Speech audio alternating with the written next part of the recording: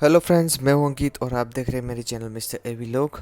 आज हम बात करेंगे कि आईफोन और एंड्रॉयड जेंडर थ्रू कैसे कनेक्ट करें। तो सबसे पहले आईफोन में हमने जेंडर ओपन कर दिया है।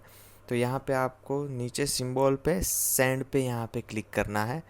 उसके बाद आपको ऑप्शन आईफोन आईफोन में दिखाई देगा कि कनेक्ट टू एंड्रॉयड।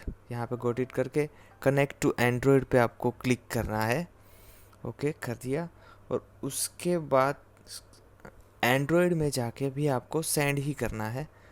सेंड करने के बाद तुरंत आपको स्कैन कर देना है आईफोन से।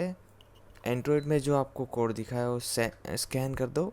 उसके बाद यहाँ आपको करना है ज्वाइन। तो ज्वाइन करने के बाद आईफोन और एंड्रॉयड आसानी से कनेक्ट हो जाएंगे। देखो फ्रेंड्स, ये कनेक्ट हो चुका है अभी। तो यहाँ पे हम एक फ़ोटो शेयर करके देख लेते हैं कि वाकई में कनेक्ट हुआ है या नहीं। तो यहाँ पे फ़ोटो सिलेक्ट कर लेते हैं और आपको नीचे सेंड पे क्लिक करना है। सेंड। और ये देखो तुरंत इसमें एंड्रॉयड में मैसेज भी आ गया कि ये देखो आ गया है यहाँ पे फ़ोटो। मतलब अब आसानी से आप आईफोन